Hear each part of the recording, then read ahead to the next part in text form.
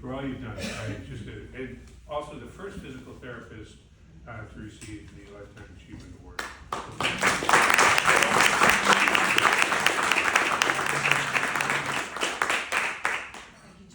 It is just an amazing honour to receive this award. I just couldn't believe it. It was overwhelming. You never think that this is ever going to happen to you in your life. You never think that, particularly to be valued in a group of orthopaedic surgeons, that what you're doing is worthy, and it's fantastic. And I was just absolutely gobsmacked that you would think that I would be worthy of this award. And I thought that I should give you a little history of how I started in patellofemoral pain. When I was a physio student, my younger sister had chondromalacia patelli, and she was 12 years of age and an elite hurdler, and she had to stop all her sport. She was put in a plaster of Paris splint, and that sort of stayed on for 8 weeks or 6 weeks or however long that was for. My parents were not keen for her to have a patelectomy, which was the treatment of choice at the time, and so she did not have that. And she's still got both her patelli, and she's still going quite strong, and her knees are good. But when I graduated as a physio, what we were doing with physiotherapy for knees was grinding the crab meat off the back of the patella. And the grinding was so bad that I think I did it to 2 patients and flared them for about a month. So then they developed what is called a grade 1 of a grind, which is a patella tap, and you stood there for 30 seconds and tapped somebody's patella, and you went, okay, good. Then you gave them straight leg raises and sent them home. So that was what I learnt to do, okay. So when I did my McConnell course, what year was that? this was late 2010. So this was early 80s. Not that I want to know your age, thank you. Yeah. So when I did my McConnell shortly after that, I said I wanted to look at chondromalacia patelli, and they went, oh, somebody did that last year. Don't worry about it. We know all about it. It's a female problem, adolescence, it's psychosocial. And what worries me right now is they've come back to the psychosocial and forgotten the biology. But anyway, so I was quite interested in looking at the biomechanics, and so I had looked at a group of males, young adolescent males, with and without knee pain. And I actually came after doing a discriminant function analysis. So what I was looking at was hamstrings length, hip rotation strength, range of motion, Ober's test, Q angle, quad strength on a KIMCOM. So I was looking at a whole bunch of variables, foot pronation, and you put it into the computer, bloop, out came this equation, and it predicted whether they would get knee pain or not to 95% accuracy. Presented that at a conference, and they went, oh yeah, who's interested in that? Basically, we want to think about treatment. So what it seemed was that the problem was the patella was tracking laterally. So I was holding people's patellas as they were going up and down stairs, which actually is a bit self-limiting, because when they go home, you're not there holding their patella. So what did I'd inherited a clinic from someone on campus at the university, and I looked in the cupboard, and what did I find but old tape? The only reason it worked when I put it on the patella was it was old, because it was more sticky. Otherwise it wouldn't have worked.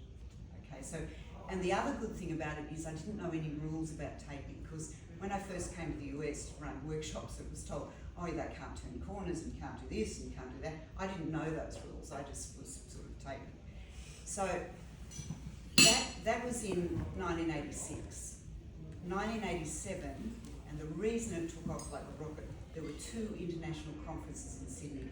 One was the World Congress of Physical Therapy, the other was the International Society of the Knee meeting, where I presented on the extensor mechanism panel, and who should be the chairman but Jack Houston. He's the godfather of sports medicine, and there was a sea of males and myself. And I thought to myself, these are all orthopaedic surgeons. The only thing I could think of at this time was, thank goodness I'm not pregnant. Because people just look at how big you are and make about whether you're going to keep going or not. So, and then it just took off. So at that conference I met John. Very luckily, you know, he was fabulous. We had a great rapport, and we had a good exchange of ideas. And I then went to the US and started running workshops. And then John asked me to join the International Patellofemoral Study Group. And the first meeting I was able to go to was in Napa Valley, where with Scott Dye and Al Merchant. And it was fantastic, really fabulous group of people exchanging ideas, and you know, it was wonderful.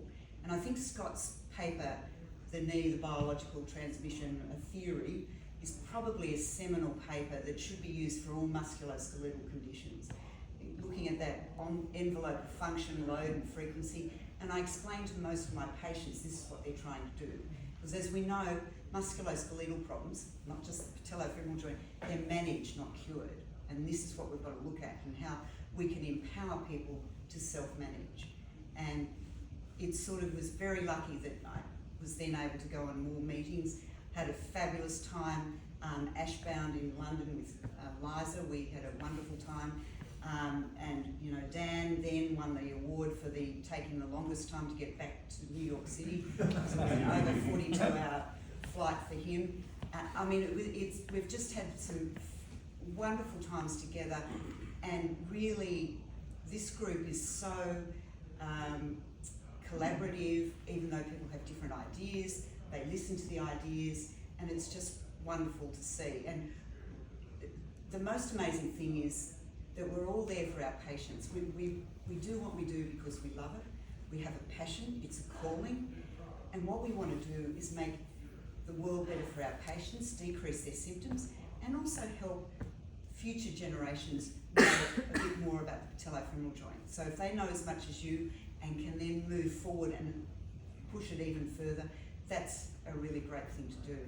And I can't believe that I've now been accepted into this lifetime achievement with, you know, John, Alan, David, Liza, we've got Vincente, who's not here, Scott, Bob Taiji. It's just incredible. So thank you so much, because you have no idea how much it means to me to be recognised by this group. So thank you.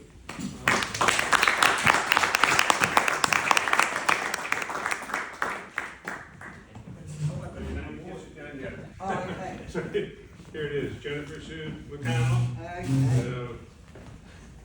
The latest winner of the Lifetime Achievement Award. Yeah.